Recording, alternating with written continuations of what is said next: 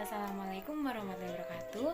Perkenalkan, saya Rizka Fatia Aulia dengan NPM 195302408 Pendidikan Biologi 2019 Universitas Lampung. Jadi, saya di sini akan menjelaskan materi mengenai sistem saraf pada manusia.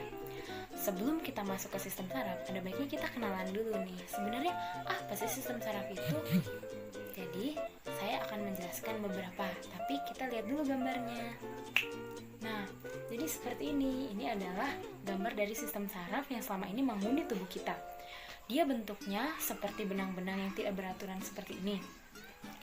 Tapi, dia itu sangat luar biasa. Kerjanya sangat luar biasa cepat. Bahkan saking cepat, dia lebih cepat daripada kedipan mata manusia. Oke guys, sekarang lanjut ke materi. Pertama adalah pengertian dari sistem saraf. Sistem saraf adalah salah satu bagian dari sistem koordinasi yang mengatur aktivitas tubuh melalui rangsangan listrik secara cepat. Sistem saraf bersama dengan sistem hormon berfungsi untuk memelihara fungsi tubuh. Pada umumnya, sistem saraf berfungsi untuk mengatur, misalnya kontraksi otot, perubahan alat-alat tubuh bagian dalam yang berlangsung dengan cepat, dengan kecepatan sekresi beberapa kelenjar endokrin. Sistem saraf pada manusia memiliki sifat mengatur yang sangat kompleks dan khusus. Sistem saraf menerima berjuta-juta rangsangan dari berbagai macam organ yang ada dalam tubuh kita. Dari berjuta-juta rangsangan tersebut, mereka bersatu untuk menentukan respon apa yang akan diambil oleh tubuh. Rangsangan ada yang berasal dari dalam tubuh dan juga ada yang berasal dari luar tubuh. Yang berasal dari dalam tubuh contohnya seperti pada saat kita merasakan haus, lapar, nyeri, sakit, nyesek, itu rangsangan yang dihasilkan dari dalam tubuh. Kalau misalnya yang dari luar tubuh contohnya seperti saat kita merasakan panas, dingin, suhu, cahaya, udara, itu dari luar tubuh. Untuk bereaksi terhadap rangsangan tersebut, tubuh kita memerlukan 3 respon, yaitu pertama, ada reseptor. Pertama ada reseptor. Reseptor itu adalah sebagai penerima rangsangan. Jadi pada saat tubuh kita merasakan sesuatu, dia pertama kali diterima oleh reseptor itu. Selanjutnya ada konduktor. Konduktor itu adalah kedua ada konduktor. Konduktor itu adalah penghantar rangsangan. Jadi setelah dari reseptor akan dibawa oleh konduktor menuju ke saraf pusat. Tapi konduktor tidak hanya membawa rangsangan, tidak hanya mengantarkan, tapi dia juga membawa dari saraf pusat. Efektor.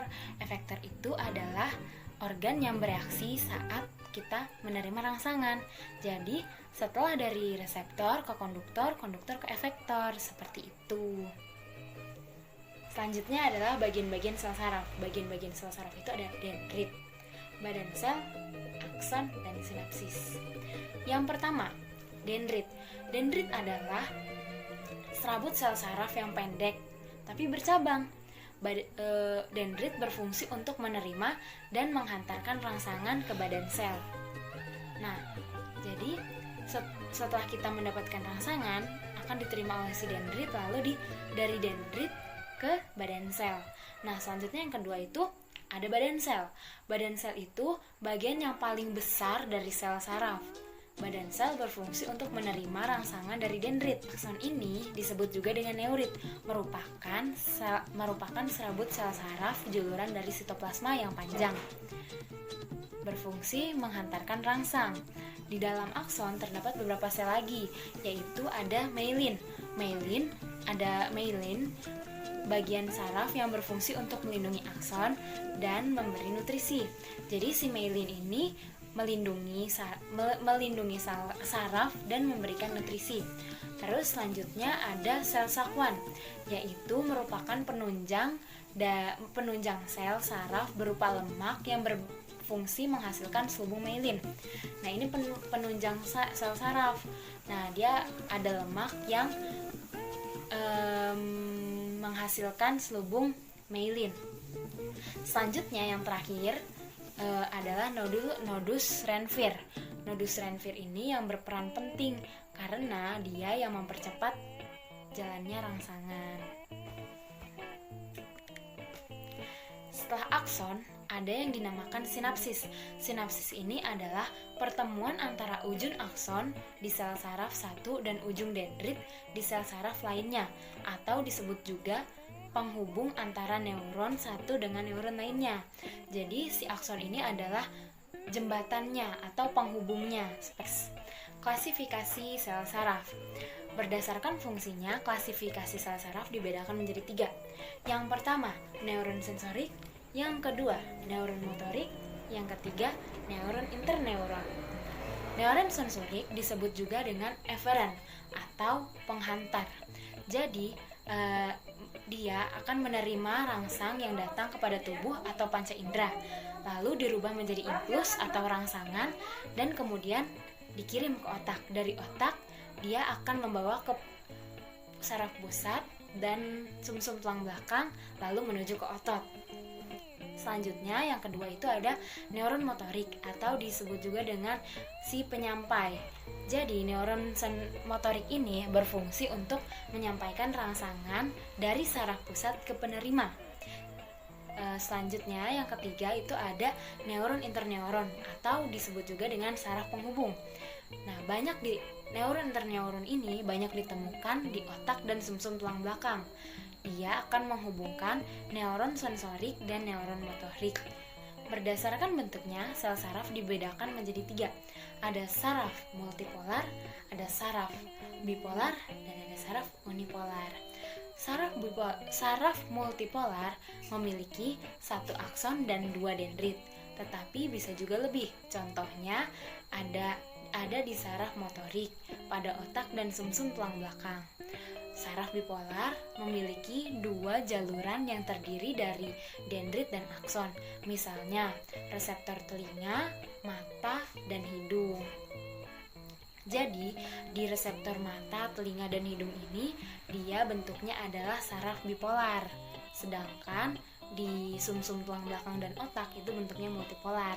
Lalu yang ketiga, itu ada saraf unipolar, merupakan neuron bipolar yang hanya memiliki 1 juluran dari badan sel karena akson dan dendritnya mengalami fusi. Contoh saraf unipolar adalah neuron pada embrio dan fotoreseptor mata. Jadi pada embrio dan fotoreseptor mata ini dia bentuknya adalah saraf unipolar. Next, selanjutnya adalah sistem saraf otonom. Sistem saraf otonom disebut juga saraf tak sadar yang bekerja tanpa adanya perintah oleh saraf pusat dan terletak khusus pada tulang belakang. Saraf otonom dibedakan menjadi 2. Yang pertama ada simpatetik, yang kedua ada parasimpatetik. Yang pertama ada saraf simpatetik. Saraf simpatetik itu berpangkal pada sumsum tulang belakang. Fungsinya untuk merangsang atau mempercepat kerja organ.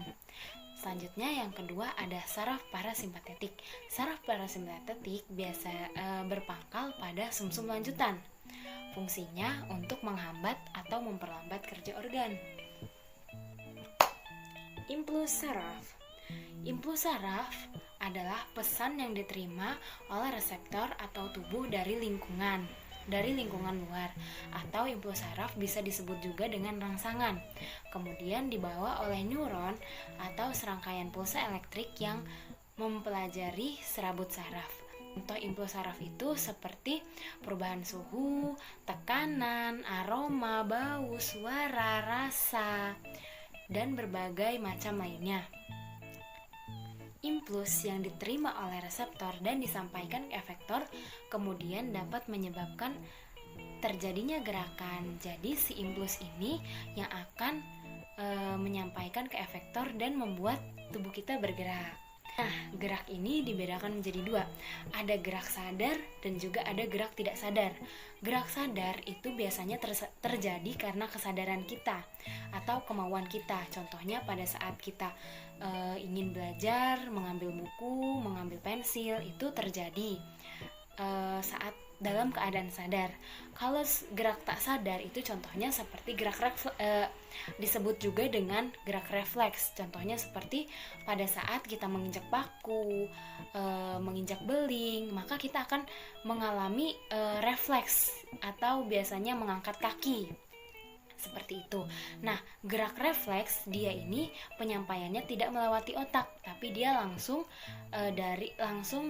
melalui sumsum tulang belakang. Jadi tidak menggunakan otak pikiran. Jadi pada saat kita melakukan gerak refleks, kita tanpa pikir panjang, berbeda dengan saat kita ingin belajar. Kalau kita ingin belajar kan kita berpikir dulu, belajar nggak ya, kalau gerak refleks enggak. Jadi pada saat dia merasakan, maka dia langsung bergerak, beda dengan gerak sadar. Oke, sekian dari saya, kurang lebihnya mohon maaf. Semoga bermanfaat. Wabillahi taufik wal hidayah. Wassalamualaikum warahmatullahi wabarakatuh. Sampai jumpa.